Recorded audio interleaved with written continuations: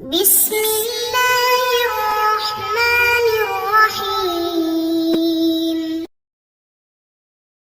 السلام علیکم ورحمۃ اللہ وبرکاتہ۔ امید ہے کہ آپ سب ایمان، صحت، عافیت اور برکت کے ساتھ ہوں گے۔ آج ہم سبق نمبر 43 کو پڑھیں گے، جس کا عنوان ہے علم البیان۔ تو سب سے پہلے عبارت اور ترجمہ، اس کے بعد انشاءاللہ تفصیل پڑھیں گے۔ علم البیان، البیان علم يبحث فيه عن التشبيه والمجاز والكناية۔ التشبيه إلحاق أمر بأمر في وصف بأداة لغرض، والأمر الأول يسمى المشبه والثاني المشبه به، والوصف وجه الشبه والأداة الكاف أو نحوها، نحو العلم كالنور في الهداية، فالعلم مشبه والنور مشبه به، والهداية وجه الشبه والكاف أداة التشبيه، ويتعلق بالتشبيه ثلاثة مباحث، الأول في أركانه، والثاني في أقسامه، والثالث في الغرض منه۔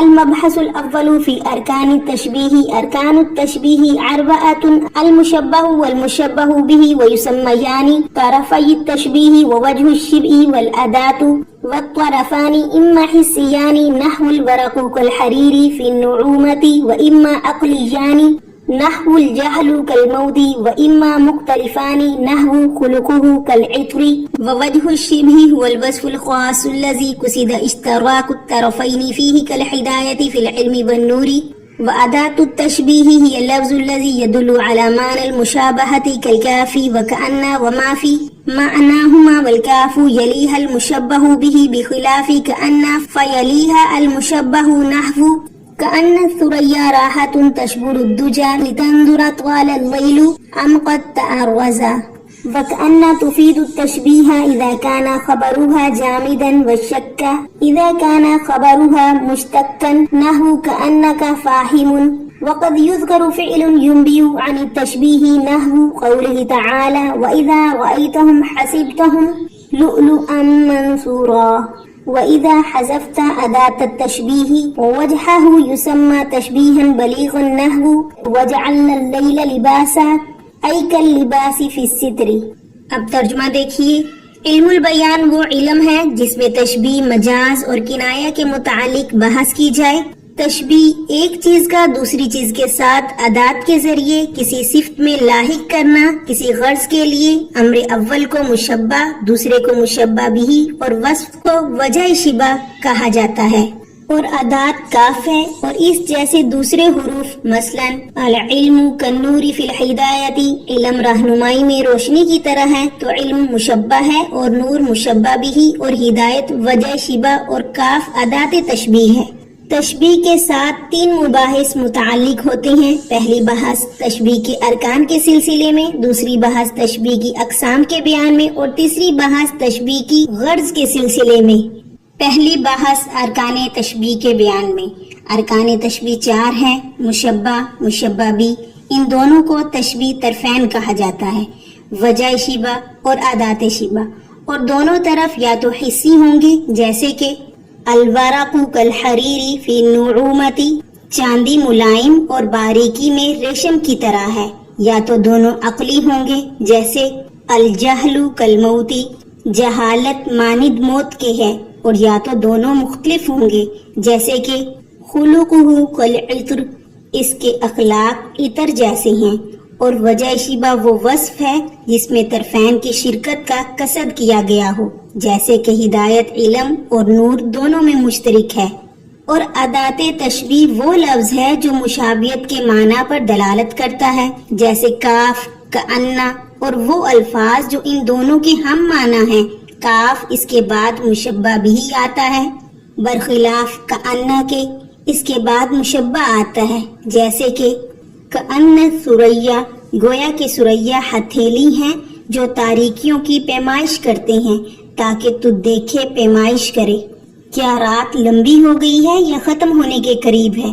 اور کأن تشبیہ کا فائدہ دیتا ہے جبکہ اس کی خبر جامد ہو، اور شک کا فائدہ دیتا ہے جبکہ اس کی خبر مشتق ہو، جیسے کأنک فاہم، ایسا لگتا ہے تم سمجھ رہے ہو۔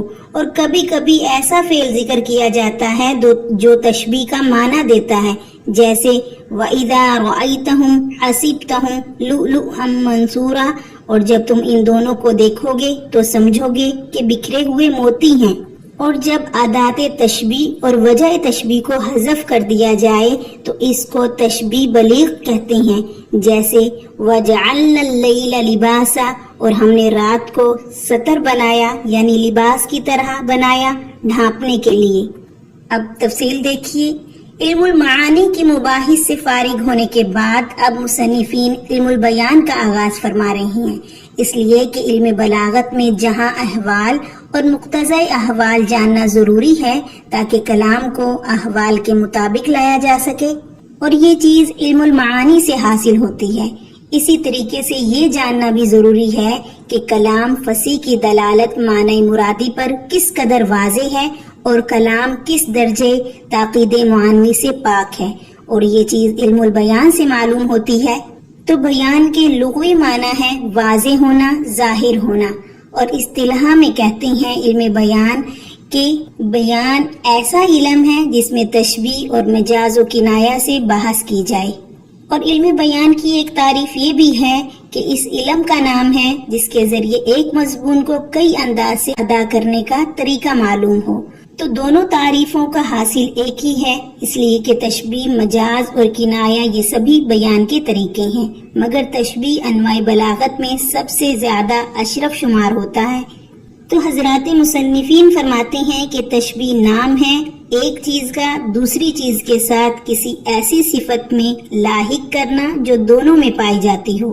پہلی چیز جس کو دوسرے کے ساتھ لاحق کیا گیا ہے اس کا نام مشبہ ہے، اور دوسری چیز جس کے ساتھ لاحق کیا جائے اس کا نام مشبہ بھی ہے، اور وہ وصف جس میں دونوں چیزوں کو شریک کیا جائے اس کا نام وجہ شبہ ہے، اور وہ حرف جس کے ذریعے ایک چیز کو دوسری چیز کے ساتھ لاحق کیا جائے اس کا نام حرف تشبیہ ہے، جیسے کہ العلم کالنور فی الہدایۃ۔ تو اس مثال میں چونکہ علم کو روشنی کے ساتھ تشبیہ دی گئی ہے ہدایت میں، اس لیے علم مشبہ ہے، نور مشبہ بھی، ہدایت وجہ تشبیہ، اور کاف جو ہے وہ حرف تشبیہ ہے۔ وَيَتَعَلَّقُ بِالتَّشْبِيهِ، تو یہاں سے مصنفین فرماتے ہیں کہ تشبیہ سے تین بحثیں متعلق ہیں۔ پہلی ارکان تشبیہ سے کے متعلق، دوسری بحث تشبیہ کی قسموں کے متعلق، اور تیسری بحث کا تعلق تشبیہ کی غرض سے ہے۔ ارکان التشبیہ اربعۃ، تو یہاں سے بحث اول میں مصنفین نے ارکان تشبیہ کی وضاحت فرمائی ہے کہ تشبیہ کے ارکان چار ہیں۔ نمبر 1 مشبہ، نمبر 2 مشبہ بھی، نمبر 3 وجہ شبہ، نمبر 4 حرف تشبیہ۔ مشبہ اور مشبہ بھی کو طرفین تشبیہ بھی کہا جاتا ہے۔ اسی طریقے سے وجہ شبہ کو وجہ تشبیہ کے نام سے بھی ذکر کیا جاتا ہے۔ وقت طرفانی اما حسیانی، یہاں سے فرماتے ہیں کہ طرفین یعنی مشبہ اور مشبہ بھی کی باعتبار حسی اور عقلی ہونے کے تین قسمیں ہیں۔ نمبر 1 دونوں مشبہ مشبہ بھی حسی ہوں، اور حسی سے مراد وہ چیز ہے جس کو حواس خمسہ ظاہرہ میں سے کسی ایک کے ذریعے معلوم کیا جا سکے۔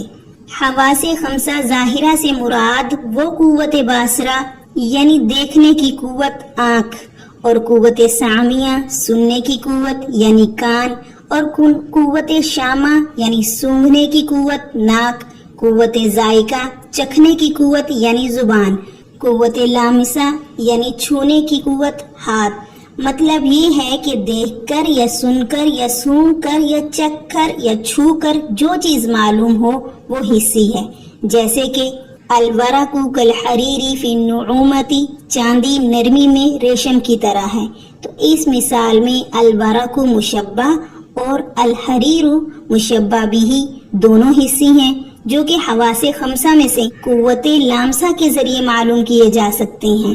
اور نمبر 2 مشبہ اور مشبہ بھی دونوں عقلی ہوں، اور عقلی سے مراد وہ چیز ہے جو حواس خمسہ میں سے کسی کے ذریعے معلوم نہ ہو بلکہ عقل کے ذریعے معلوم ہو، جیسے کہ الجہل کالموت، جہالت موت کی طرح ہے۔ تو اس مثال میں الجہل مشبہ اور موت مشبہ بھی دونوں عقلی ہیں، کیونکہ حواس خمسہ کے ذریعے جہالت اور موت کو معلوم نہیں کیا جا سکتا بلکہ یہ چیز عقلاً سمجھ میں آتی ہے۔ اور تیسری قسم مشبہ اور مشبہ بھی دونوں مختلف ہوں، یعنی مشبہ عقلی ہو اور مشبہ بھی حسی، یا مشبہ حسی ہو اور مشبہ بھی عقلی ہو، جیسے کہ خلقہ والعطر، اس کے اخلاق عطر کی طرح ہیں۔ تو اس مثال میں خلقہ مشبہ تو عقلی ہے اور العطر مشبہ بھی عقلی نہیں ہے بلکہ حسی ہے، اس لیے کہ عطر کو سونگھ کر معلوم کیا جا سکتا ہے۔ اور چوتھی صورت یعنی مشبہ حسی ہو اور مشبہ بھی عقلی، اس چوتھی صورت کی مثال یہ ہے طبیب السوء کالموت، کہ برا طبیب مثل موت کے ہے۔ تو اس مثال میں طبیب السوء مشبہ تو حسی ہیں مگر الموت مشبہ بھی عقلی ہے۔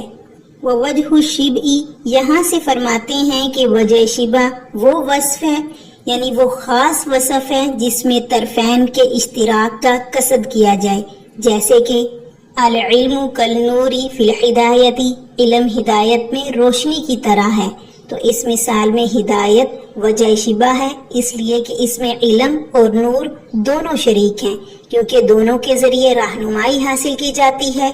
وَأَدَاةُ التَّشْبِیہ، یہاں سے فرماتے ہیں کہ حروف تشبیہ وہ لفظ ہے جس کے ذریعے تشبیہ دی جاتی ہے، جیسے کاف اور کأنہ۔ تو حضرات مصنفین نے صرف ان دو حروفوں کو شمار کیا ہے، مگر ان تشبیہ میں وہ تمام الفاظ استعمال ہوتے ہیں جو تشبیہ کا معنی دیتے ہیں، جیسے کہ مثل، شبیہ، مماثل وغیرہ۔ البتہ اگر کسی جگہ حروف تشبیہ میں سے کاف کو استعمال کیا جائے تو اس کے بعد مشبہ بھی آئے گا، اور اگر کأنہ کو استعمال کیا جائے تو اس کے بعد مشبہ آئے گا، جیسے کہ شاعر کا یہ شعر کأن الثریا راحة تشبر الدجا لتنظر طال اللیل ام قد تعرضا۔ تو اس شعر میں سریا کأنہ کے بعد ہے، اس لیے مشبہ ہے اور اسے ایسا ہتھیلی سے تشبیہ دی گئی ہے جو تاریخیوں کی پیمائش کرتی ہے۔ وَكَأَنَّ تُفِيدُ التَّشْبِيهِ، تو یہاں سے مصنفین فرماتے ہیں کہ کأنہ کی خبر اگر جامد ہو تو کأنہ سے تشبیہ کا فائدہ حاصل ہوتا ہے، اور اگر اس کی خبر جامد نہ ہو بلکہ مشتق ہو تو شک کا فائدہ حاصل ہوتا ہے۔ جامد کی مثال جیسے کہ کأنَّ زیدًا اسد، یہاں زید کو شیر سے تشبیہ دی گئی ہے، اور مشتق کی مثال جیسے کہ کأنک فاہم، ایسا لگتا ہے تم سمجھ رہے ہو، یعنی تمہارا سمجھنا یقینی نہیں معلوم ہوتا بلکہ شک ہے۔ وقد یذکر، یہاں سے مصنفین فرماتے ہیں کہ کبھی کبھی ایسا ہوتا ہے کہ تشبیہ کے معنی کی ادائیگی کے لیے بجائے حروف تشبیہ لانے کے ایسا فعل لاتے ہیں جو تشبیہ کا معنی دیتا ہے، جیسا کہ اللہ تعالیٰ کا یہ قول وَإِذَا رَأَيْتَهُمْ حَسِبْتَهُمْ لُؤْلُؤًا مَنْثُورًا، اے مخاطب اگر تو ان کو دیکھے تو یوں سمجھے کہ موتی ہیں جو بکھر گئے ہیں۔ تو اس آیت میں محل استشہاد حسبتہم ہے، جس سے تشبیہ کا معنی سمجھ میں آ رہا ہے۔ وَإِذَا حَذِفَتْ أَدَاةُ التَّشْبِیہِ، تو یہاں سے فرماتے ہیں کہ مطلب یہ ہے اگر ادات تشبیہ اور وجہ شبہ کو حذف کر دیا جائے تو ایسی تشبیہ کو تشبیہ بلیغ کہتے ہیں، جیسے کہ وَجَعَلْنَا اللَّيْلَ لِبَاسًا، اور ہم نے ہی رات کو پردے کی چیز بنایا۔ تو اس آیت میں لیل مشبہ ہے، لباس مشبہ بھی ہے، اور حرف تشبیہ اور وجہ تشبیہ محذوف ہیں۔ تقدیری عبارت یہ ہے وَجَعَلْنَا اللَّيْلَ كَاللِّبَاسِ فِي السِّتْرِ، تو اس میں کاف حروف تشبیہ اور الستر وجہ شبہ ہے۔ جزاکم اللہ خیرہ۔